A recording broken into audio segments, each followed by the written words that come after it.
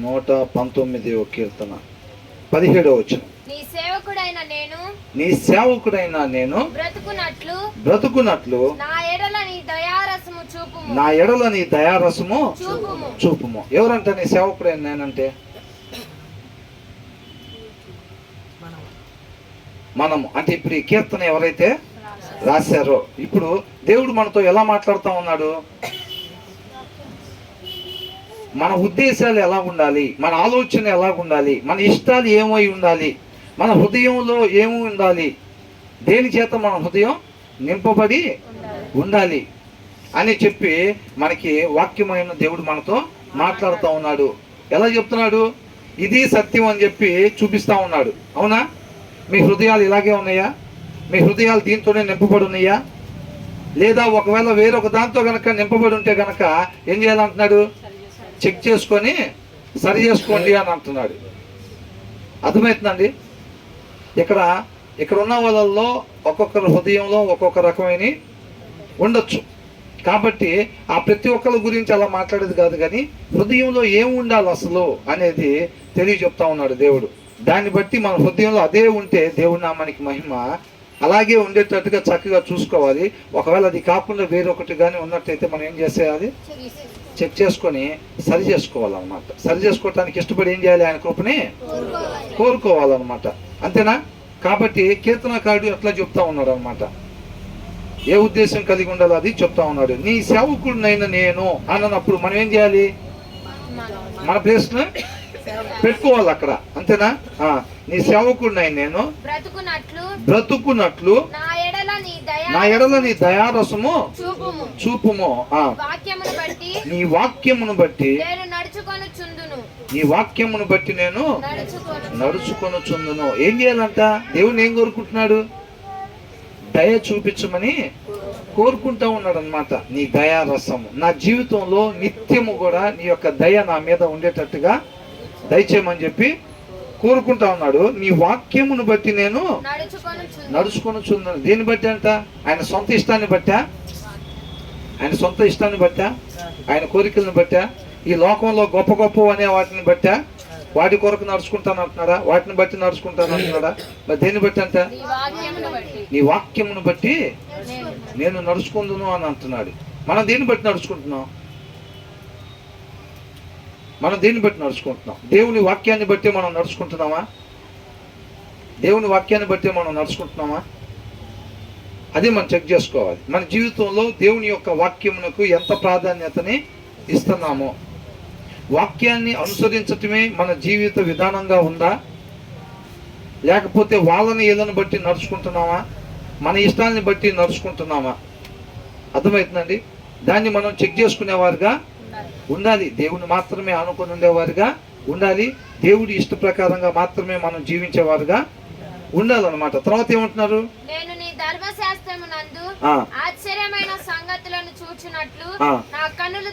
ఎవరు తెరవాలంట? ఆయన్ని ఆశ్రయించకుండా, ఆయన్ని వేడుకొనకుండా మన ధర్మశాస్త్రంలో నుంచి ఆశ్చర్యమైన సంగతులను చూడాలి అని అంటే సాధ్యపడే పనేనా? కాదు. అవునా? నా జ్ఞానాన్ని బట్టి నేను ఇంత చదువుకున్నా కదా నేను, అవునా, గొప్ప చదివాను, నా చదువును బట్టి నాకు రాందే ఉంది, తెలుగు ఫ్లూయెంట్గా మాట్లాడతాను, నేను ఇంగ్లీష్ అయినా ఫ్లూయెంట్గా మాట్లాడతాను, కాబట్టి చదువు రాని వాళ్ళకు కూడా అర్థమవుతుంది ఇది అని అంటే నాకు ఇంకా అవలేలుగా అర్థమైద్ది అని చెప్పి మన జ్ఞానాన్ని బట్టి మనం ఏమాత్రం కూడా దీంట్లో ఆశ్చర్యమైన సంగతులని తెలుసుకోలేం. అది ఆయన కృపను బట్టి ఏం చేయాలంట? ఆయన మన కన్నులు తెరవాలన్నమాట. ఆయన ఇష్టపడాలి. అర్థమవుతుందండి? కాబట్టి మనం ఆయన్ని వేడుకోవాలన్నమాట. ఆయన చిత్తాన్ని నెరవేర్చాలి అని అంటే ఆయన కృపను వేరుకునేవారుగా మనం ఉండాలి. ఆ ఆశ కలిగి జీవించేవారుగా ఉండాలన్నమాట. ఎడారిలో దాహం దప్పికొన్నవారు ఎలా అయితే ఉంటారో, నీటి కొరకు ఎదురు చూసే వాళ్ళు అయితే ఎలా అయితే ఉంటారో, ఆయన మాట కొరకు అంటే వాక్యం కొరకు అలాగ ఎదురు చూసే వాళ్ళుగా ఉండాలి. దాంట్లోనే మనకు ఆనందం ఉండాలి. ఇవాళ ఈ కీర్తనలు రాసే వాళ్ళందరూ, లేకపోతే దావీదు, లేకపోతే మిగతా వాళ్ళు మనం చూస్తుంటే వాళ్ళు దేని కొరకు ఆశపడుతున్నారు? వాళ్ళు దుప్పి నీటి వాగుల కొరకు ఆశపడినట్లుగా. నిజంగా ఆశపడుతుందా? అలాగే ఉందా? చెక్ చేసుకోండి అని అంటున్నాడు. అలా ఆశపడినట్లయితే మనం కరెక్ట్ వేలోనే వెళ్తున్నాం. అలా కాకుండా ఇది మన జీవితంలో ఒక భాగం, మనం కూడా అట్లాగా చెయ్యాలి, చదువుకుంటే మంచిది, ప్రార్థన చేసుకుంటే మంచిది కాదు. ఆశ కలిగి ఉండాలా అన్నమాట. అర్థమవుతుందండి? అలా ఎవరైతే ఆశ కలిగి ఉంటారో ఆ ప్రాణాన్ని దేవుడు ఏం చేస్తాడంట? తృప్తిపరుస్తాడు. నేను నీ ధర్మశాస్త్రం నందు ఆశ్చర్యమైన సంగతులను చూచినట్టు. ఆయన కార్యాలు ఎలాంటివి అంట? ఆశ్చర్యమైన కార్యాలు అన్నమాట. అది ఎలా జరిగిద్ది అసలు? అది ఏంటి? దేవుడు ఇలా ఎలా చేశాడు అసలు? అలాంటి సంగతులను మనం వాక్యంలో చూచినట్లుగా మన జీవితాల్లో అనుభవం గుండా, అలాంటి అనుభవాల్లో గుండా మనం వెళ్ళేటట్టుగా దేవుడు ఏం చేయాలంట? మన కన్నులు తెరవాలంట. ఆ తర్వాత ఏమంటున్నాడు? నేను భూమి మీద పరదేశినై ఉన్నాను. ఎలా ఉన్నాడంట? ఎలా ఉన్నాడంట? భూమి మీద పరదేశినై ఉన్నాడంట. ఆయన మాత్రమే పరదేశ? మన లోకలా? మేము లోకల్ ఇక్కడే ఉంటాం మేము. అలా అనుకునే వాళ్ళు ఎవరు చెప్పండి? లేని వాళ్ళు. ఎవరంట? ఎవరి హృదయంలో అయితే వాక్యం లేకుండా ఉంటుందో వాళ్ళు ఏమనుకుంటారంట? మేము ఇక్కడే నిలిచి ఉంటాం, మేము శాశ్వతంగా నిలిచి ఉండే వాళ్ళం, మేము మమ్మల్ని ఎవరు కూడా కదల్చలేరు అనుకుంటా ఉంటారంట. హృదయాల్లో వాక్యం లేని వాళ్ళు అన్నమాట. మనం ఎవరంట? ఏమంటున్నాడు ఇక్కడ? నేను భూమి మీద పరదేశినై ఉన్నాను. అర్థమవుతుందండి? ఏదైనా ఒక ఊరు వెళ్ళామనుకోండి, మనం ఇప్పుడు ఒక పని మీద బయటకు వెళ్ళాం. ఒక పని మీద బయటకు వెళ్ళినప్పుడు అక్కడికి వెళ్ళినప్పుడు ఏం చేయాలి? మనం ఏ పని మీద వచ్చామో ఆ పనిని చూసుకొని మరలా తిరిగి ఇంటికి వెళ్ళాలి. మనం సృష్టించింది ఎవరు? దేవుడు. అవునా? మనలో ఆత్మను కలుగజేసింది ఎవరు? దేవుడు. అది ఎక్కడికి వెళ్ళాలి? దేవుని దగ్గరికే వెళ్ళాలి. అది ఇక్కడికి ఎలా వచ్చిందంట? పరదేశిగా ఉండటానికి వచ్చింది ఒక పని మీద. అవునా? మరి ఆ పని మీద మనం పోయినప్పుడు ఒక సరుకులు కొట్టుకు వెళ్ళాం. ఏం పని అక్కడ మనకి? డీమార్ట్కి వెళ్ళి ఏం చేస్తాం? మంచం వేసుకొని బెడ్షీట్ వేసుకొని శుభ్రం పడుకుంటాం. అక్కడ సరుకులు తీసుకొని వచ్చేస్తాం. వెళ్ళిన పని ఏంటో చూసుకొని రావాలి. ఈ భూమి మీద అంట మనం పరదేశులుగా వచ్చామంట. పరదేశులుగా వచ్చినప్పుడు ఏం చేయాలి? ఇక్కడ ఏ పని మీద వచ్చామో ఆ పని ముగించుకుని మనం వెళ్ళాలి. డీమార్ట్కి వెళ్ళి సరుకులు తీసుకురావటానికి అని చెప్పి వెళ్ళి సరుకులు తీసుకొస్తాను, ఇంట్లో సరుకులు ఏం లేవు అని చెప్పి సంచి ఒకటి తీసుకొని మనం డీమార్ట్కి వెళ్ళి మొత్తం ఊరకనే ఒక 2 గంటల సేపు తిరిగి ఏ వస్తువులు తీసుకోకుండా వచ్చామనుకోండి, ఏ వస్తువులు తీసుకోకుండా వస్తే ఏం ప్రయోజనం? మన డీమార్ట్కి వెళ్ళి ఏమైనా ప్రయోజనం ఉంటుందా? ఏదో సరుకులు తెచ్చావా అని అంటారు ఇంట్లో. అప్పుడు ఏమంటాం? ఏం తీసుకురాలేదు అని అంటారు. మరి ఎందుకురా నువ్వు డీమార్ట్కి పోయింది అంటారా లేదా? వాడిని దండగా వాడిని పంపిబాకండి అక్కడికి. అవునా? ఇప్పుడు మనల్ని కూడా ఏ పని కొరకు వచ్చామో మనం ఆ పని చేయకుండా ఉన్నాం అనుకోండి, వచ్చి ప్రయోజనం ఉంటుందా? వచ్చి ప్రయోజనం ఉండదు. మిగతా పనులన్నీ చేయనిపోతే సరుకుల కోసం వెళ్ళి మిగతా పనులు చూసుకుంటున్నాం అనుకోండి, మరి ఇంటికి వచ్చిన తర్వాత మరి ఇంట్లో కావాల్సిన అవసరాలు తీరుతాయా? కాబట్టి ఏ పని మీద వచ్చామో ఆ పని ముగించేవారుగా ఉండాలి. మనం చేసుకుని మళ్ళీ చక్కగా ఇంటికి వెళ్ళిపోవాలి. సరుకులు తీసుకొని ఇంటికి వెళ్ళిపోవాలి. దేవుడు మనల్ని ఒక పని మీద పంపించాడు. ఆ పని ఎవరైతే చేసుకుని వస్తారో ఇంటికి తిరిగి, వారు యుగ యుగాలు దేవునితో పాటు ఉంటారు. ఏ పని మీద వెళ్ళారో ఆ పని చేయలేదు అనుకోండి, మిగతా పనులు ఎన్ని చూసినా, దీనికి ఒక ఎగ్జాంపుల్ మనం చెప్పుకుంటాం. ఏమని? ఒక ఫోన్ ఉందండి. ఆ ఫోన్ని తయారు చేసేటప్పుడు ఒక వ్యక్తి ఏమనుకుంటాడు? ఒక పాప ఒక్కటే సమాధానం చెబుతుంది, ఎవరు చెప్పట్లేదు. ఇంకా అందరూ కూడా నోరు తీసి సమాధానం చెప్పాలి. అవునా కదా? సంవత్సరం పాప చక్కగా సమాధానం చెబుతుంది కదా అడుగుతుంటే. అది మీరు కూడా అందరు సమాధానాలు చెప్పాలి. ఒక ఫోన్ని తయారు చేసుకున్నప్పుడు ఆ తయారు చేసిన వ్యక్తి ఏ ఉద్దేశంతో తయారు చేస్తాడు? మంచి ఉద్దేశంతో. అంతేనా సమాధానం చెప్పేది? ఒక వ్యక్తి దగ్గర లేకపోయినా సరే ఆ వ్యక్తితో మాట్లాడాలి. ఒక వ్యక్తి దగ్గర లేకపోయినా సరే, అప్పట్లో సాధ్యపడేదా? ఫోన్లు కనిపెట్టక ముందు ఆ మనిషి దగ్గరికి వెళ్తేనే మనం మాట్లాడాలి. అంతేనా కదా? ఇప్పుడు ఏమవుతుంది? ఆ వ్యక్తి దగ్గర లేకపోయినా సరే మనం మాట్లాడేదానికి పనికి రావాలి అన్న ఒక ఉద్దేశాన్ని మైండ్లో పెట్టుకొని ఆ ఫోన్ని తయారు చేశాడు వ్యక్తి. కానీ ఆ ఫోను దానికి పని చేయట్లేదు అనుకోండి, ఆ ఫోన్ దానికి పని చేయట్లేదు. ఇక్కడ కొన్ని పేపర్లు ఉన్నాయి. అవునా? ఆ పేపర్లు ఎగిరిపోకుండా ఆ ఫోన్ దాని మీద పెట్టామనుకోండి, ఎగిరిపోతాయి. ఆ పేపర్లు ఎగిరిపోవు. అంత మాత్రాన ఆ ఫోన్ మంచిదా? కాదు. ఇటు వినాలండి, అందరూ ఇటు వినాలి. అందరూ చిన్నపిల్లలుగానే పెరిగి పెద్దయ్యారా? లేకపోతే అసలు మేము డైరెక్ట్గా పెద్ద నుంచే పడ్డాం బ్రదర్. మేము పుడతమే పెద్దగా పుట్టాం, 38 ఏళ్ళకి ఒకళ్ళు, 45 ఏళ్ళకి ఒకళ్ళు. అది చిన్నగా పుట్టి పెరుగుతుంటే మాకు ఆశ్చర్యంగా ఉంది. ఏంటట చిన్నగా పుట్టి పెరుగుతుంటే మాకు ఆశ్చర్యంగా ఉంది అన్నట్టు చూస్తున్నారు. అవునా కదా? తర్వాత ఏంటి, ఇప్పుడు ఆ ఫోను ఆ మనిషి ఎందుకోసం తయారు చేసుకున్నాడో అందుకోసం ఆ ఫోన్ ఉపయోగపడట్లా, కానీ పేపర్లు ఎగిరిపోకుండా ఉపయోగపడుతుంది. అంత మాత్రాన అది మంచి ఫోనా? కాదు. ఎందుకని? దాని సృష్టికర్త దాన్ని తయారు చేసుకున్న అతని ఉద్దేశాన్ని అది నెరవేర్చలేదు కాబట్టి, ఏ పని కొరకు దాన్ని తయారు చేసుకున్నాడో ఆ పని కొరకు అది ఉపయోగపడలేదు కాబట్టి ఆ ఫోను మంచిది కాదు. అంతేనా కదా? దాన్ని తయారు చేసుకుని ఆయన అడిగామనుకోండి, అది పేపర్ వెయిట్గా పనికొచ్చినా, లేకపోతే పిల్లోడు చెప్పిన మాట వినకపోతే ఇసిరివాడు తలకాయ బల్ల కొడటానికి పనికొచ్చినా సరే, ఏ ఉద్దేశం కొరకు తయారు చేశారో ఆ ఉద్దేశం కొరకు అది పని చెయ్యట్లేదు అంటే, దాన్ని తయారు చేసిన ఆయన దృష్టిలో అది మంచి ఫోనా కాదా అంటే ఏం చెప్తాడు దాని సృష్టికర్త? అది మంచిది కాదు. నేను ఏ ఉద్దేశం కొరకు దాన్ని తయారు చేసుకున్నానో ఆ ఉద్దేశం కొరకు అది పని చెయ్యట్లేదు కాబట్టి అది తలకాయల బల్ల కొడటానికి పనికి రావచ్చు, పేపర్ వెయిట్గా అది పనికి రావచ్చు. అర్థమవుతుందండి? కోట్లు సంపాదించవచ్చు, చక్కగా ఆర్గానిక్ ఆరోగ్యం కాపాడుకోవచ్చు. నేను ఏ పని కొరకైతే ఆ మనిషిని నేను సృష్టించానో ఆ మనిషి ఆ పని కొరకు జీవించలేదు కాబట్టి ఆ మనిషిని నేను స్వీకరించను అని అంటున్నాడు దేవుడు. అర్థమవుతుందండి? ఆ మనిషి యుగ యుగాలు నాతో పాటు ఉండటానికి వీలు లేదు అని అంటున్నాడు. కాబట్టి మన ఇష్ట ప్రకారంగా మనం జీవించడానికి అదే ఫోను దానంతటికి అదే దాని ఇష్టం వచ్చినట్టు మనం ఏం నొక్కకపోయినా కానీ అదే పని చేసుకుంటుంది అనుకోండి, ఏమంటాం? హ్యాంగ్ అయిపోయిందని అంటాం. అంటే అది మంచిది కాదు. దాని సృష్టికర్త ఉద్దేశం ఏంటంటే అది ఈయన ఆపరేట్ చేస్తే అది ఆపరేట్ కావాలి, దానంతటికి అది పని చేసుకోవటానికి వీలు లేదు.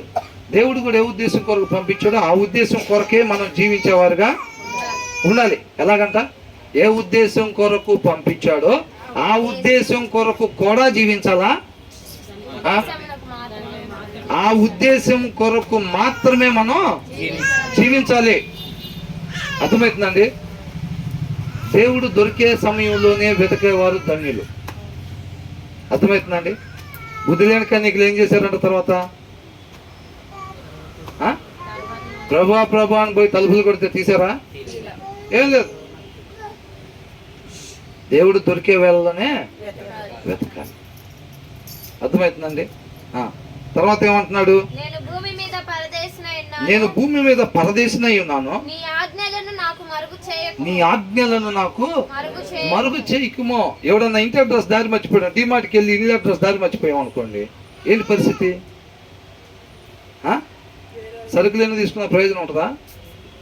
ఇప్పుడు ఇక్కడ ఏమంటున్నాడు? నీ ఆజ్ఞలను. ఈయన పరదేశికి వచ్చాడంట, వినాలి. ఈయన పరదేశిగా వచ్చాడు. ఈయన పరదేశిగా వచ్చిన వాడికి ఆజ్ఞలతో పని ఏంటి?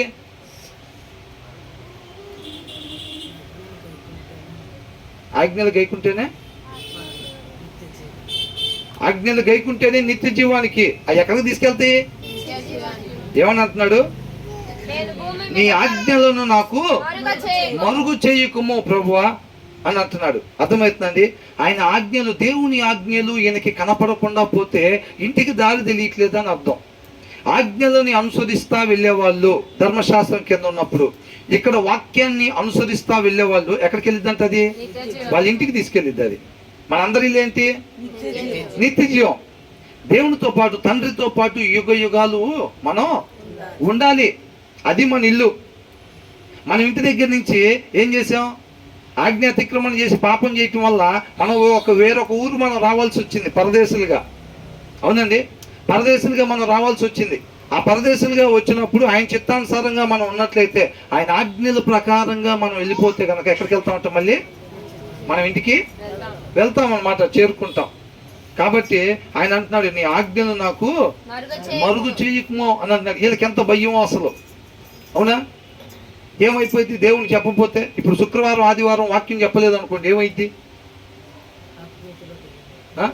ఇప్పుడు ఎవరో రూల్ పాస్ చేస్తారు, అమ్మో ఆ గవర్నమెంట్ వచ్చింది, ఈ మతం వచ్చింది, అది వచ్చింది, ఇక బైబుల్ చదువుతారంట, ఆదివారం సెలవు తీసేస్తారంట, అది చేస్తారంట, ఇది చేస్తారంట అని అంటే ఏంటి భయం? అమ్మయ్యా ఇక రోజు చదివే పని లేదులే, మనకు ఆ వంక దొరికిందిలే, చాలు. ఇప్పుడు దాకా అది ఉంది, నువ్వు ఉండేందుకు చదవట్లేదు, నువ్వు ఉండేందుకు చదవట్లేదు అని అంటున్నారు. ఇప్పుడు ఎవరి దగ్గర ఉండటానికి వీలేదని చెప్పేశారు చైనా లాగా. ఏంటంట, చైనాలో లాగా ఇక మీ దగ్గర అది ఉండటానికి వీల్లేదని చెప్పేశారు బైబిల్.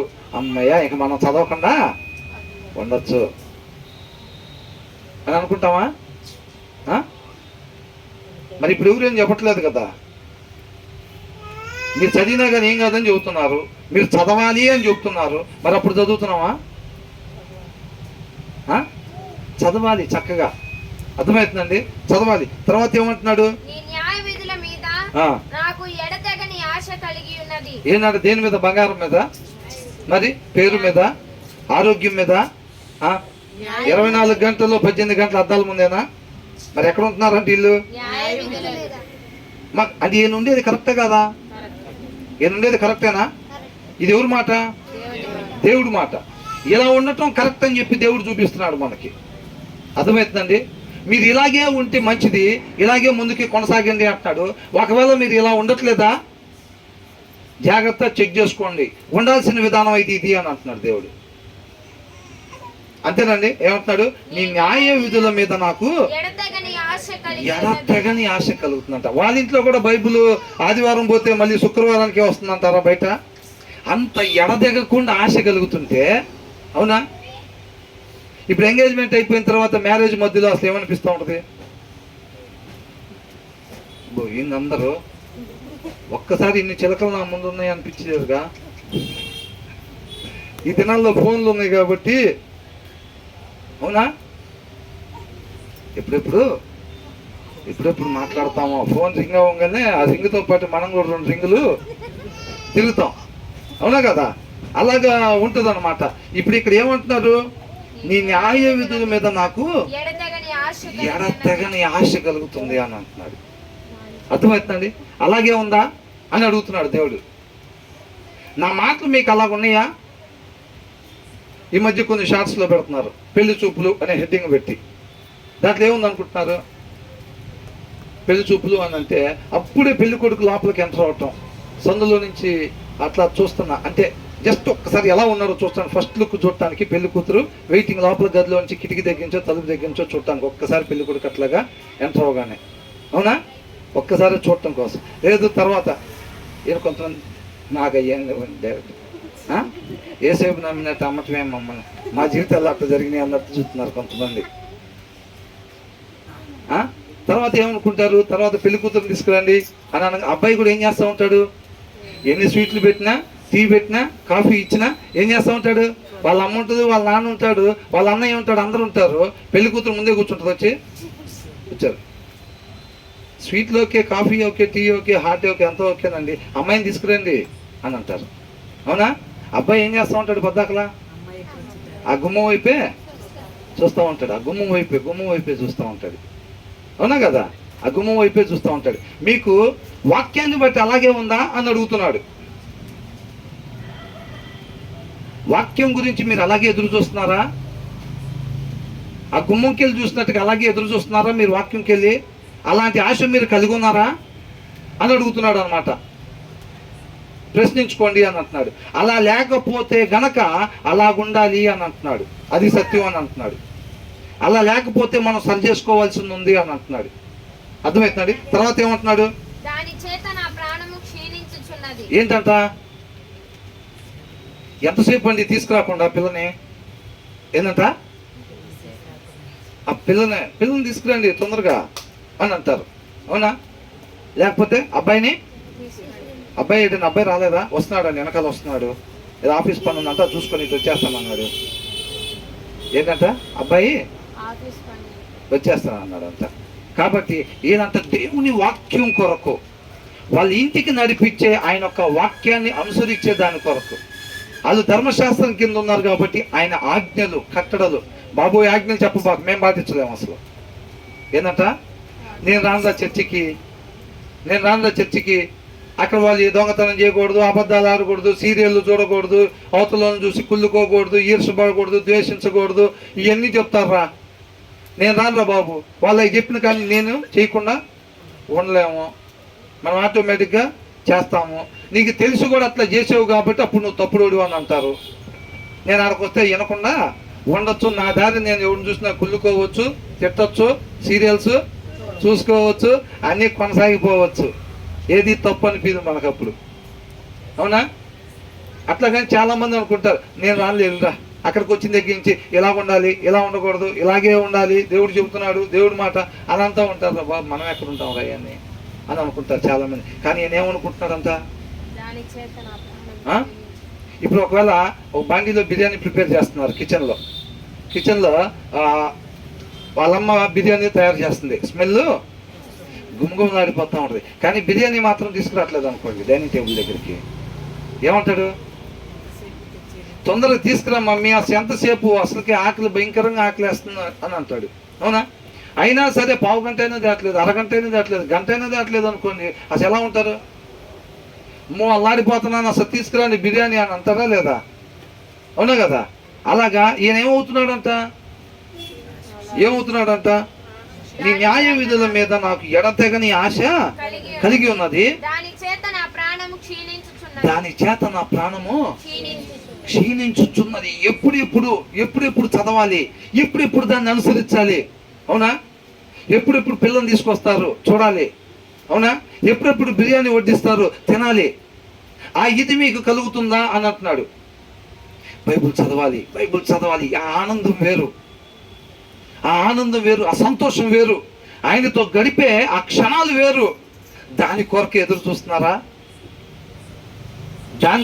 దాంతోనే సంతోషపడాలి, దాంట్లోనే ఉంది అసలు ఆనందం, ఇంకెక్కడ లేదు ఈ లోకంలో అలాంటి ఆనందం అనే అనుభూతిని పొందుతున్నారా అని అడుగుతున్నాడు. ఎంతమంది పొందుతున్నారని అట్లాగా? వాక్యాన్ని చదువుతుంటే అలాంటి ఆనందాన్ని ఎంతమంది పొందుతున్నారు అని అడుగుతున్నాను నేను. ఆ దేవుడితో గడిపే ఆ యొక్క క్షణాలు ఎంత మధురమైనయో అలాంటి అనుభవం కూడా ఎవరెవరు వెళ్తున్నారు అంటున్నా, అవునా? ఏంటన్నాడు? ఓ పాట రాశారు కదా, నీలోనే ఏంటంట చెప్పాలండి, ఏంటంట? ఎక్కడంట ఆనందం? ఆయనలోనే ఆనందం అంట, అవునా కదా? కాబట్టి మనం ఎలాగ ఉండాలి? ఆయన వాక్యం కొరకంట క్షీణించేటట్టుగా ఉండాలన్నమాట. అలాంటి ఆశ కలిగి ఉండాలి. ఎడతెగని అని రాశారు అక్కడ, అవునా? ఎలాంటిదంట అది ఆశ? ఎడతెగని ఆశ కలిగి ఉన్నదంట. అలాంటి ఆశ మనం కలిగి ఉండాలి. తర్వాత గర్విష్ఠులంట దేవుడు ఏం చేస్తాడంట? గద్దిస్తాడంట, అవునా? గద్దించడం అంటే బంగారు తల్లి అంటాడా? నా గారాలు పట్టి అంటాడా? మరి ఏమంటాడు? గద్దించడం అంటే ఏంటి? పిల్లల్ని ఎలా గద్దిస్తారు తల్లిదండ్రులు? ఏయ్ నడుస్తారు, అవునా? అనగానే వాడు ఏం చేస్తాడు? ఈ పని మనం చేయకూడదు ఇద్దాం అనుకుంటారు. ఒక్కసారి అర్థమైపోయింది. దేవుడు ఏం చేస్తాడంట? గర్విష్ఠులు అంటే వాళ్ళు ఎలా ఉంటారు? బొమ్మ గీయమంటే ఎట్లా గీస్తారు మీరు? గర్విష్ఠులు అంటే ఎలా ఉంటారు మీకు తెలుసా? ఎప్పుడైనా చూసారు వాళ్ళని? వాళ్ళ రూపం ఎవరైనా చెప్పగలుగుతారా? గర్విష్ఠులు అని అంటే వాళ్ళు ఎలాగుంటారు అనుకుంటున్నారు మీరు?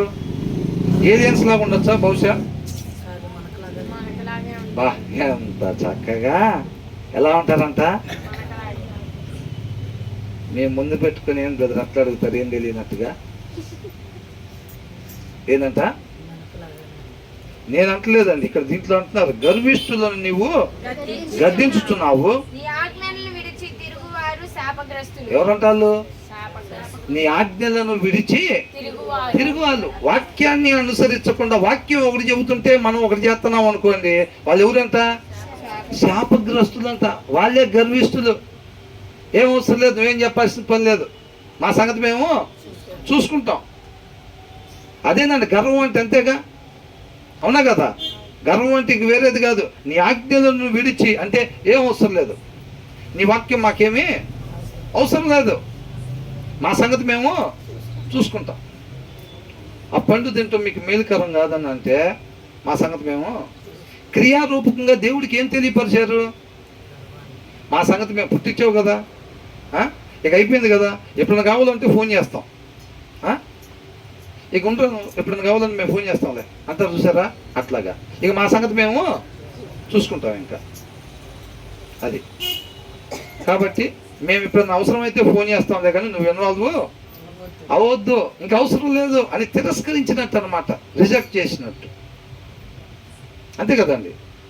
తర్వాత ఇక్కడ అందుకని అంటారు నీ ఆజ్ఞలను విడిచి తిరుగు వాళ్ళు అని అంటే ఆయన ఏమంటున్నాడు, అబద్ధాలు ఆడద్దు అని అంటున్నాడు. అయినా మనం ఆడుతున్నాం అంటే ఏంటి, అవసరం లేదు నీ మాట, ఏంటంట నీ మాట అవసరం లేదు మాకు, నీ మాట ఏమి. మోషేతో ఏం చెప్పాడు, నువ్వు వెళ్ళా బండ దగ్గర మాట్లాడు అని అన్నాడు. మాట్లాడాలంటే ఏం చేశాడు, కర్ర తీసుకుని కొట్టాడు అని ఏం చెప్పాడు, ఆయన ప్రవర్తన ద్వారా దేవుడితో ఏం చెప్పాడు, అవసరం లేదు నీ మాట, మేము చూసుకోగలుగుతాం మా సంగతి. అర్థమవుతుందండి. వాక్యాన్ని అనుసరించకుండా మన ఇష్టాన్ని అనుసరించే వాళ్ళు దేవుని ఏం చేస్తున్నట్టంట, అవసరం లేదు మేము చూసుకుంటాం, అంతేనా కదా. అట్లాగే తెలియపరుస్తున్నారు. వాళ్ళు ఎవరంట, శాపగ్రస్తులు అని అంట. వాక్యాన్ని అనుసరించిన వాళ్ళు శాపగ్రస్తులు అని అంటున్నారు. తర్వాత నేను నీ శాసనములను అనుసరించుచున్నాను, నా మీదకి రాకుండా నిందను తిరస్కారమును తొలగింపు. ఎంత భయమో, అవునా. ఎవరైతే ఆయన వాక్యాన్ని అనుసరిస్తా వెళ్తారో వాళ్ళకి ఏం బోర్డు కనపడిద్దంట, వెల్కమ్ టు హెవెన్, నిత్య జీవమునకు స్వాగతం అని పడిద్ది. అర్థమవుతుందండి.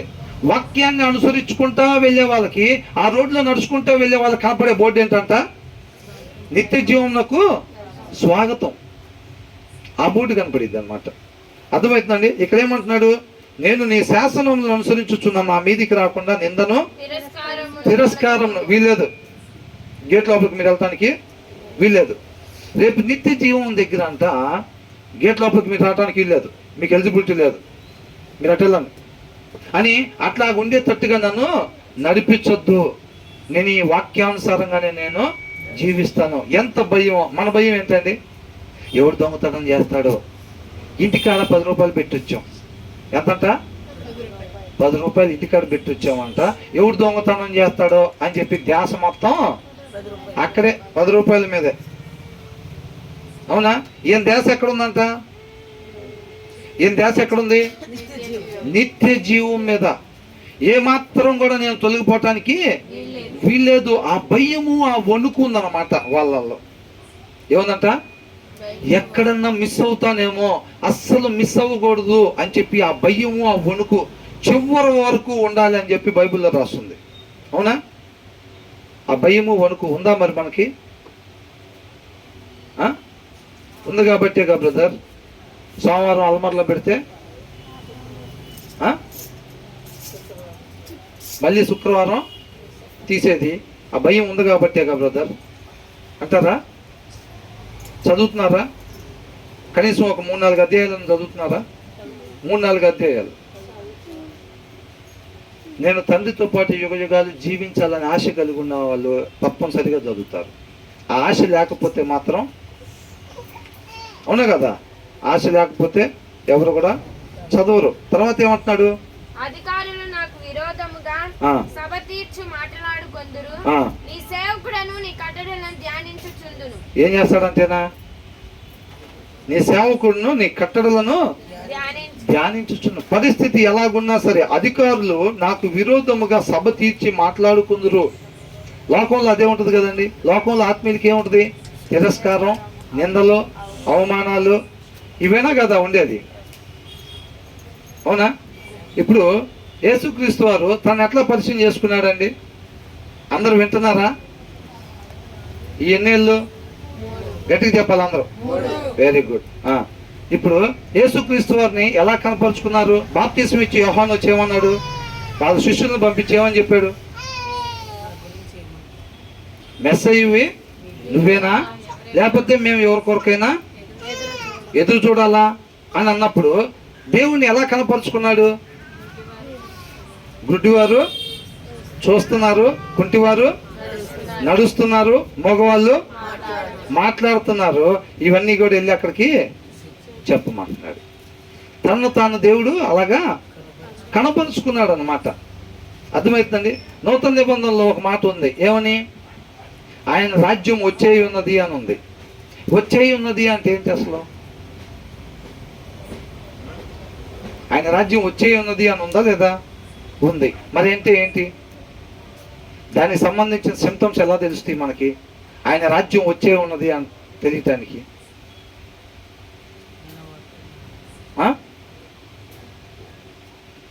ఎవరైనా చెప్తారా? ఒకరిని వేరొకరు, ఒక విశ్వాసిని ఒక లోకస్తులు చంపినప్పుడు ఆ విశ్వాసి వాళ్ళ కుటుంబం ఏం చేస్తారంట? వాళ్ళని క్షమించి వాళ్ళు కూడా సత్యాన్ని తెలుసుకోవాలి అని అనడం. అర్థమవుతుంది?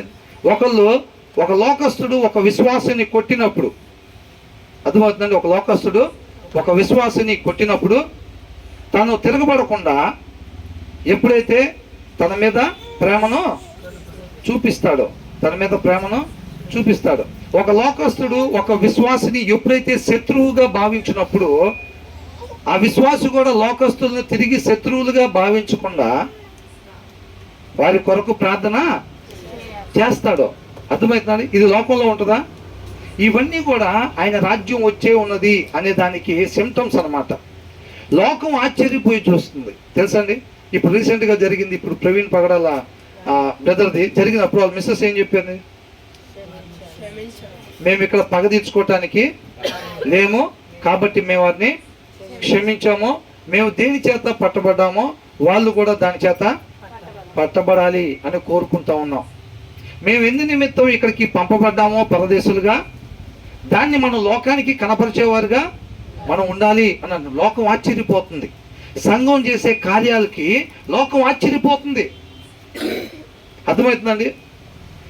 కొన్ని చోట్ల వెళ్తుంటే ఈ సువార్త చెప్పే వాళ్ళని కొడుతున్నారు. కొట్టినప్పుడు వీళ్ళు ఏం చేస్తున్నారు? తిరగబడి కొడుతున్నారా? వారి కొరకు ఏం చేస్తున్నారు? వీళ్ళు ప్రార్థించేవారుగా ఉంటున్నారు. ఇలా శత్రువులుగా చూస్తుంటే వీళ్ళు వారిని తిరిగి శత్రువులుగా చూడట్లేదు, వాళ్ళ కొరకు ప్రార్థించేవారు ఉంటున్నారు. ఆ గ్రామస్తులు ఎప్పుడైతే తిరగబాటు చేసి మాకు అవసరం లేదు మీ సువార్త అసలు అని చెప్పి వాళ్ళని కొడుతుంటే ఆ సువార్త అక్కడున్న గ్రామస్తులు మొత్తం కూడా రక్షణ పొందుకోవాలని చెప్పి వాళ్ళ మీద ప్రేమ నీళ్ళు కనపరుస్తున్నారు. ఇవన్నీ లోకంలో ఉన్నాయా? మరి ఎక్కడి నుంచి వచ్చినాయి ఇవన్నీ కూడా సిమ్టమ్స్ అన్నమాట. ఆయన రాజ్యం వచ్చే ఉన్నది. యేసుక్రీస్తు వారు ఆయన పోలి జీవించటం అన్నమాట. ఆయన ఏం చేశారు? కొట్టినప్పుడు తిరిగి కొట్టాడా? ఆయన కొట్టగలిగి ఉండి కూడా కొట్టాడా? ఆయన అవమానించారు, ఈయన అవమానించగలిగి కూడా ఈయన అవమానించాడా? ఆయన నిందించారు, వాళ్ళని నిందించగలిగి కూడా నిందించాడా? నిందించలేదు. అది తండ్రిని మహింపరచడం అంటే. ఇవాళ సేమ్ యాజ్ ఇట్ ఈజ్గా దేవుడు మహాకృపను బట్టి సంఘం కనపరుస్తూ ఉంది లోకానికి. చంపుతారా? మిమ్మల్ని క్షమిస్తా ఉన్నాడు. ఏమంటున్నాడు? ఆ కుటుంబం ఏమంటుంది? లోకస్తులు ఏమంటారు? అన్నం చంపితే తమ్ముడు ఎలా ఉంటాడు? పగ తీర్చుకొని కాపుగా ఎదురు చూస్తూ ఉంటాడు. కానీ ఒక సంఘంలో ఒక ఆత్మీయుడు ఎలా ఉంటున్నాడు? భారం కలిగి ఉంటున్నాడు. ఆ వ్యక్తి ఎవరైతే అలాంటి కార్యాలు చేశారో, అవునా, ఏ మనుషులు అలాంటివి చేశారో వాళ్ళ దగ్గర సత్యం లేదు కాబట్టి వాళ్ళు అలా చేశారో, వాళ్ళు సత్యం తెలుసుకోవాలి, సత్యంతో నింపబడాలి. రేపు వాళ్ళు నశించిపోకూడదు. మా కుటుంబంలో ఒకళ్ళు పోయినా వాళ్ళు దేవునితో పాటు యుగాలు ఉంటారు, కానీ రేపు వాళ్ళు పోతే వాళ్ళు దేవునితో పాటు ఉండరు అనే ఒక భారం వస్తుంది వీళ్ళకి. అది ఎక్కడి నుంచి వచ్చింది? యేసుక్రీస్తు వారి దగ్గర నుంచి వచ్చింది. ఏ ఒక్క ఆత్మ కూడా నశించిపోవటానికి ఇష్టం లేదు. ప్రతి ఆత్మ తండ్రితో పాటు యుగాలు ఉండాలని ఆశ కలిగి ఉన్నాడు అనమాట. ఇవాళ సంఘం క్రీస్తుని కనపరుస్తూ ఉందన్నమాట. అర్థమవుతుందండి?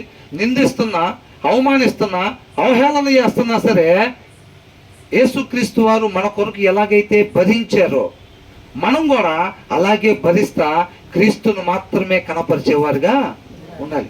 ఏంట్రా వీడు ఎంత కొట్టినా ఆ దినాల్లో 2000 సంవత్సరాల క్రితం ఒక ఆయన సిలువేస్తే ఎట్లా నుంచున్నాడో అట్లా నుంచుంటాడు. ఏంట్రా వీడు ఏంటంట? ఎంత నిందలు మోపినా వీళ్ళ మీద 2000 సంవత్సరాల క్రితం ఒక ఆయన మీద నిందలు మోపితే ఎట్లా ఉన్నాడో అట్లాగే ఉంటారు. ఏంది వీళ్ళు? ఎవరు కనపడాలంట? క్రీస్తు కనపడాలి. నువ్వు మంచి చేసినా నిన్ను నిందించారా? నువ్వు ప్రేమ చూపించినా సరే నిన్ను కొడుతున్నారా? మళ్ళీ ఎవరిని కనపరచాలంట? క్రీస్తుని కనపరచాలి. వచ్చిన అవకాశాన్ని వదిలిపెట్టుకోకూడదు. అర్థమవుతుందండి. మంచి చేసి నిందిస్తే నన్ను నిందిస్తున్నారు, వాళ్ళతో చెప్పుకొని వీళ్ళతో చెప్పుకొని వాళ్ళతో చెప్పుకోవటం కాదు. అది ఒక గొప్ప భాగ్యంగా ఎంచుకోవాలి. మనలో క్రీస్తుని మాత్రమే కనపరిచేవారుగా ఉండాలి మనం. అది సంఘం చేయాల్సిన కార్యక్రమాలు అన్నమాట. మనం అందరం కూడా ఆయన యొక్క అవయవాలుగా ఉన్నాం అన్నమాట, సంఘంగా. అవునండి. కాబట్టి లోకం మొత్తం కూడా మన వైపు చూస్తూ ఉందన్నమాట. ఈ లోకంలో లేనిది వీళ్ళ దగ్గర కనపడతా ఉంది. ఈ సంఘం అనే ఒక జనాభా ఎవరైతే ఆత్మీయులు ఉన్నారో వాళ్ళ దగ్గర లోకంలో లేని కొన్ని క్రియలు కనపడతా ఉన్నాయి. అవి క్రీస్తు దగ్గర ఉన్నాయి. 2000 సంవత్సరాల క్రితం ఒక ఆయన దగ్గర చూసాం, మళ్ళీ ఇవాళ వీళ్ళ దగ్గర చూస్తున్నాం మనం. అయ్యి ఎవరు కనపడాలంట? సంఘంలో నుంచి క్రీస్తు కనపడాలంట. అర్థమవుతుందండి. అలా జీవించాలి. గ్రహం స్టెయిన్స్ వాళ్ళ మిస్సెస్ ఏం చెప్పింది? చిన్న పిల్లలతో సహా జీబులో మొత్తాన్ని పరిచర్యలు వాళ్ళని తగలబెట్టేస్తే వాళ్ళ మిస్సెస్ ఏం చెప్పింది? నేను క్షమించాను. మేము దేని చేత ఏ వాక్యం ద్వారా మేము పట్టబడ్డామో వాళ్ళందరూ కూడా ఆ వాక్యం ద్వారా పట్టబడాలి. ఆ భారం నేను రెగ్యులర్ ప్రేయర్స్లో వాళ్ళ గురించి నేను మొరపెట్టుకుంటానని అంటున్నారు. నువ్వు నేను కూడా అలాగే ఉన్నావా అని అడుగుతున్నాడు. అర్థమవుతుందండి. అలాగే ఉన్నావా నిజంగానే మనం? మరి వాళ్ళు అలాగే ఎలాగున్నారు? వాళ్ళకి మనకి తేడా ఏంటి? వాళ్ళు అలాగే ఎలాగ మారారు? ఈ గులాబీ పువ్వులాగా ఈ చెట్టుకు కూడా రావాలి అంటే ఏం చేయాలి? దీన్ని తీసుకుని వెళ్ళి దానికి అంటు కట్టాలి. అర్థమవుతుందండి. మనం ఏం చేయాలంట? మనం ఏం చేయాలి? క్రీస్తుతో అంటు కట్టబడాలి. వాక్యంతో పెనవేసుకుని ఉండాలి. మనం వాక్యంతో నింపబడి ఉండాలి మన హృదయాలు. అర్థమవుతుందండి. వాక్యంతో నింపబడి ఉండాలి అంతే. మనం అలమరలో బైబిల్ తీసుకొని రావటానికి వీల్లేదు. దేదీప్యమానంగా వెలిగిపోయేవారు ఉండాలి. ఆ దినాల్లో సాయంత్రం అయితే ఏమైంది? కరెంట్లు ఉండేవి కాదు.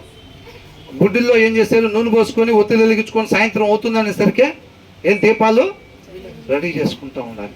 ఎప్పటికప్పుడు మనం వాక్యంతో నింపబడతా ఉండాలన్నమాట. అర్థమవుతుందండి.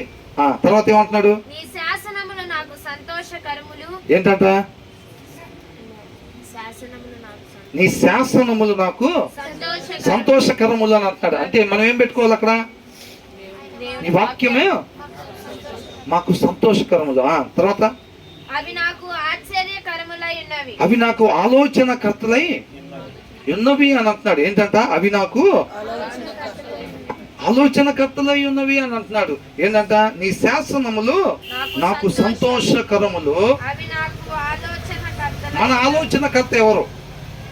అది అడుగుతున్నాడు దేవుడు. నీ ఆలోచనకర్త ఎవరు? మీ నాన్న చెప్పినట్టు వింటున్నావా? మీ అమ్మ చెప్పినట్టు వింటున్నావా? నీ శరీరం చెప్పినట్టుగా వింటున్నావా? నీ ఆలోచనకర్త ఎవరు అని అంటున్నాడు. అర్థమవుతుందండి. ఏం చేస్తారు? ఆలోచనకర్త అంటే ఏంటి? ఒక వ్యక్తి ఆ ఆలోచనలు చెప్పేదాన్ని బట్టి నడుచుకుంటూ ఉంటాడు అనమాట. అవునా? అయితే ఒకటి శరీరాన్ని అనుసరించాలి, లేదా రెండోది ఆత్మను అనుసరించాలి. ఈ రెండే ఉండేది. నీ ఆలోచనకర్త ఎవరు అని అడుగుతున్నాడు దేవుడు. శరీరం చెప్పేటట్టుగా నడుచుకుంటున్నావా?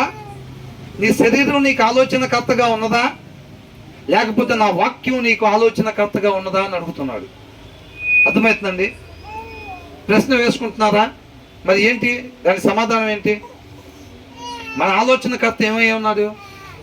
ఎవరై ఉన్నారు? వాక్యమే ఉందా? ఈ మాట మాట్లాడచ్చా లేదా? వాక్య ప్రకారంగా నేను ఇలా ప్రవర్తించవచ్చా లేదా? నేను ఇవి చూడొచ్చా లేదా? వాక్యానుసారంగా ప్రతి క్షణం మన జీవితంలో అప్లై చేసుకుంటున్నావా?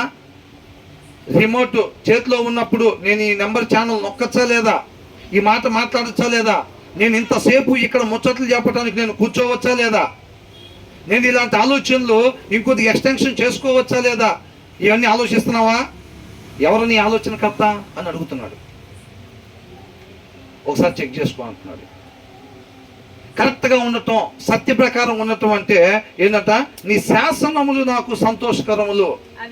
నా వాక్యమే నీకు ఆలోచనకర్త అయి ఉండాలంతే. అది సత్యం అంటున్నాడు. ఏమంటున్నాడు? నా వాక్యమే నీకు ఆలోచనకర్త అయి ఉండాలి. అలాగే ఉందా? అలా లేకపోతే కనుక సరి చేసుకోమని చెప్తా ఉన్నాడు.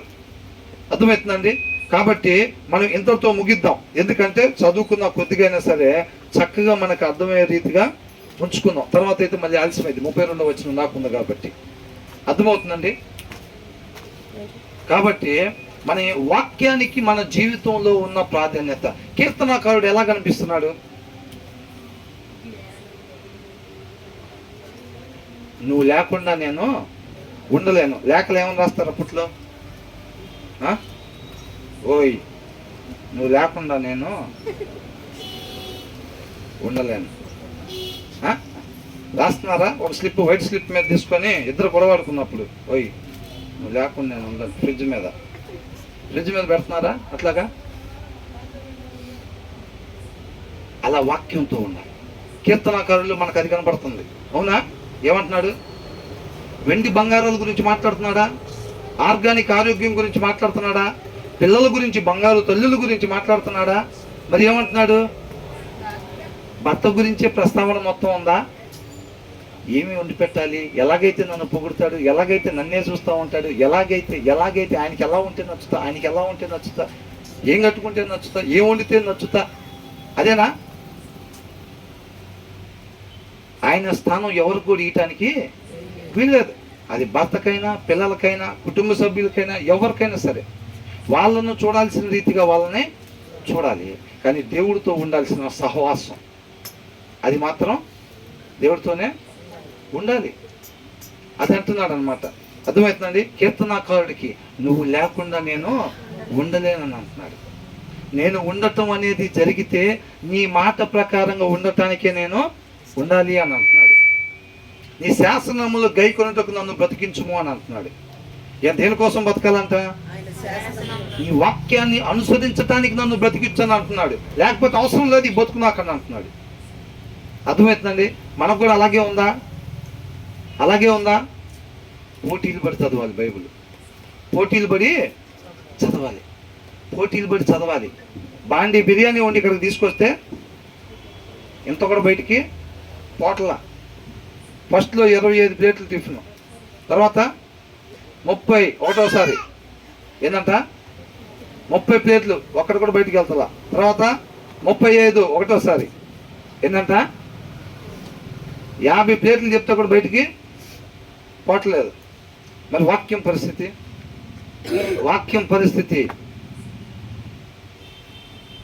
4 చదువు ఉంటుందేమో సిస్టర్, 5 చదివి ఉంటాడేమో బ్రదర్. ఎన్ని చదవాలి? అలా వాడబడాలి, అలాగ ఆశ కలిగి ఉండాలన్నమాట. అర్థమవుతుందండి? దేవుడు మహాకృపను బట్టి సత్యం ఒకరి దగ్గరికి వచ్చినప్పుడు అంతా అది ఊరకనే ఉండదు, ఒకరిని ఊరకనే ఉంచదు. నేను అంటున్నాను కాదండి, నాకు అనిపిస్తూ ఉండేది చెప్తున్నాను అనమాట. దేవుడు చేసే కార్యాలు, సంఘం అభివృద్ధి చెందుతుంది అనేది మనకి ఎలా తెలిసిద్ది అని అంటే, సత్యం మన దగ్గరికి వచ్చినప్పుడు కొన్ని సిమ్టమ్స్ కనబడతా ఉంటాయి. ఏంటో తెలుసండి? అక్కడి నుంచి అనేక మంది సేవకులు బయలుదేరి వెళ్తూ ఉంటారు. అర్థమవుతుందా?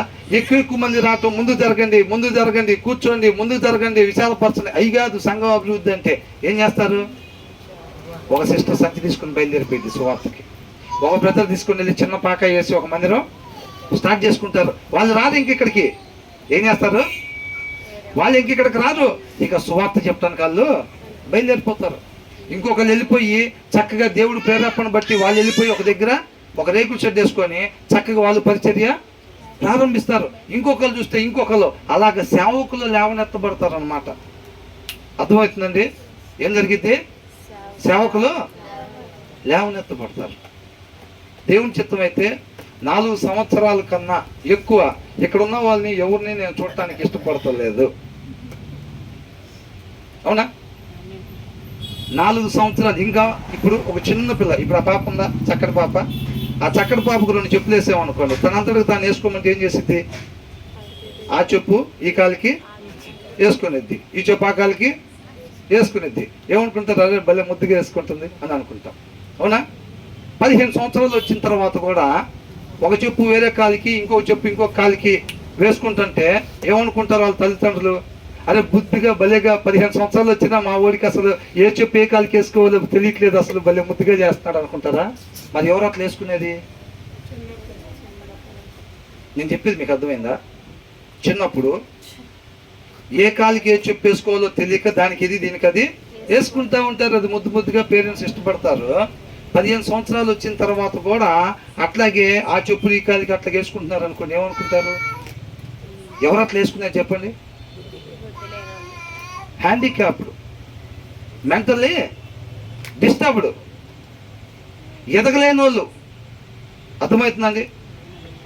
సత్యం మీ దగ్గరికి వచ్చింది అంటే 4 సంవత్సరాలు అప్పుడు మీరు సువార్తకు బయలుదేరి వెళ్ళిపోవాలంతే.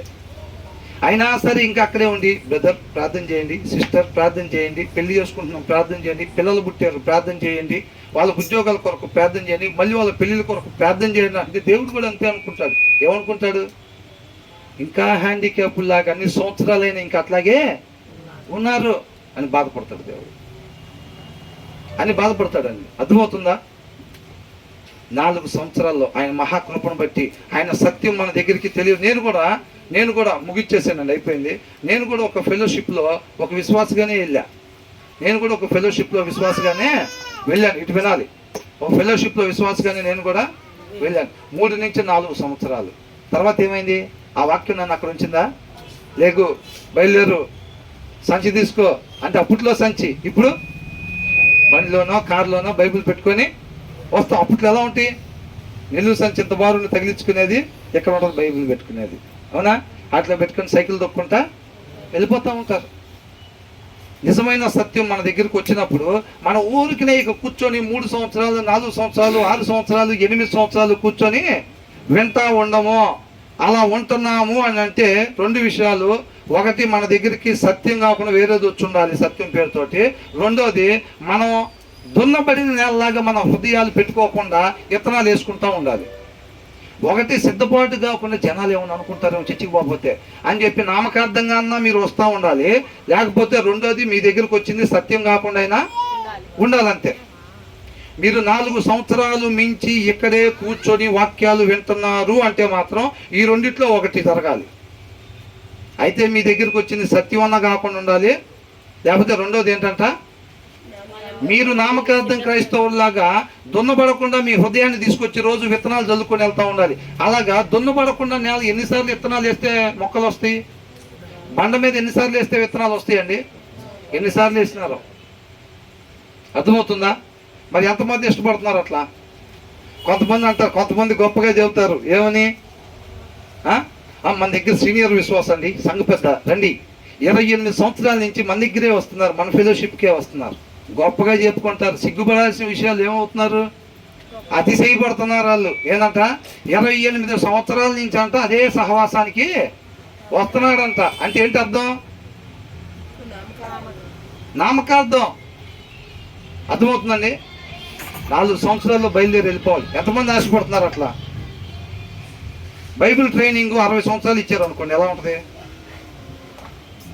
ఏడ్చినట్టు ఉంటుందండి. ఏముంది అక్కడ? ఇంకా 60 సంవత్సరాలు బైబిల్ ట్రైనింగే చేసి సేవ చేసేది ఎప్పుడండి? ఇంకా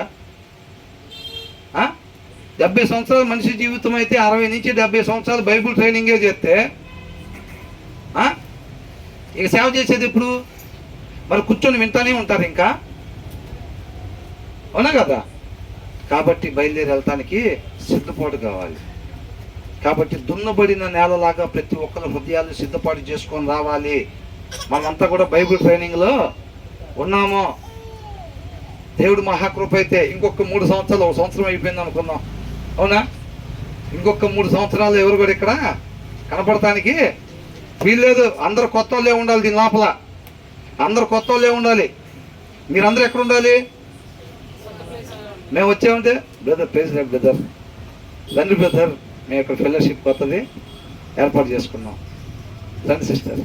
ఏంటంట అట్లా కావాలి. ఒక చెట్టు నుంచి చక్కటి పండు వచ్చిన తర్వాత దాని విత్తనాలు మళ్ళీ వెళ్ళి అనేక చోట్ల పడాలి, అనేక చెట్లు మొలవాలి, అంతే. అర్థమవుతుందండి? దానికి సిద్ధపాటు అయి ఉండాలి ప్రతి ఒక్కళ్ళు కూడా. 3 సంవత్సరాల్లో మనం అందరం ఇక్కడి నుంచి మిషనరీ లాగా బయలుదేరి వెళ్ళిపోవాలి. మిషనరీ లాగా అంటే దేశాలు దాటి వెళ్ళాల్సిన అవసరం ఏం లేదండి. ఆయన పిలుపును బట్టి మనం నడుచుకునేవారుగా ఉండాలి. వయసుతో సంబంధం లేదు. అబ్రహాంని పిలుచుకున్నప్పుడు ఎన్ని సంవత్సరాలు? 75 ఇయర్స్ అప్పుడు పిలుచుకున్నాడు. అర్థమైందండి? మోషేని ఎన్ని సంవత్సరాలు పిలిచాడు? 75 సంవత్సరాలకి అబ్రహాంని పిలిచాడు. మోషేని ఎన్ని సంవత్సరాలకి? 80 సంవత్సరాలకి పిలుచుకున్నాడు. 80 సంవత్సరాలకు మోషేని పిలుచుకున్నాడు. 40 సంవత్సరాలు పరిచయం చేశాడు. 120 సంవత్సరాలు బతికాడు. అర్థమవుతుందండి? 80 సంవత్సరాలకు పిలుచుకున్నాడు. నన్ను 38 నుంచి 40 సంవత్సరాలకి నేను నిలబడటానికి పట్టిన సమయం. నేను అనుకున్నాను ఇంకేమన్నా 40 ఏళ్ళు అంటే నా పని అయిపోయింది, ఆల్రెడీ గ్యాస్ ట్రబుల్ అన్నీ స్టార్ట్ అయిపోయినాయి, ఇక నేను పనికిరాను అనుకుంటలే అని అనుకున్నా. మనకు లేకుండా పోయిందా భాగ్యం అనుకున్నా. నువ్వు అనుకుంటే సరిపోయిందా అని అనుకున్నాడు ఆయన. ఏమనుకున్నాడు? అసలు నువ్వు అనుకుంటే సరిపోయిందా, నువ్వు అనుకోవటం ఏంది అని అన్నాడు. నువ్వెవరు అనుకోవటానికి, ఇచ్చింది నేనైతే. గర్భఫలం దేవుడిచ్చు బహుమానం. నా ఇష్టాలు నీ జీవితంలో జరగాలి తప్ప నువ్వు అనుకోవటం ఏంటి అసలు అని అనుకున్నాడు. నిలబడి బయలుదేరి వెళ్ళాను అన్నాడు. కాబట్టి వయసుతో పని ఏమీ లేదు, కాబట్టి ఇంక నా పని అయిపోయింది, నేను ఇంతే అనుకుంటా. ఏం లేదండి. సమూయేలు ఎంత గొప్ప ప్రవక్త, అవునా? ఎప్పుడైతే తైలపుకోమో నింపుకోమనగానే అప్పుడు జీవితం మొత్తం మీద ముగ్గురికే చెప్పమన్నా సరే పోయి ముగ్గురికి చెప్పటం ఆయన నామాన్ని మహింపరిచినట్టు అంతే. సిద్ధపాటు అయి ఉండాలి ఎనీ టైం కూడా, అవునా? సిద్ధపాటు అయి ఉండాలి. కాబట్టి వాక్యాన్ని బాగా చదవండి, బాగా చదవాలన్నమాట మనం. అర్థమవుతుందండి? అప్పుడు మనం అందరం కూడా ఒక మిషనరీస్ లాగా మనం తయారవుతాం. ఓకే, దేవునికే మహిమ కలుగును గాక.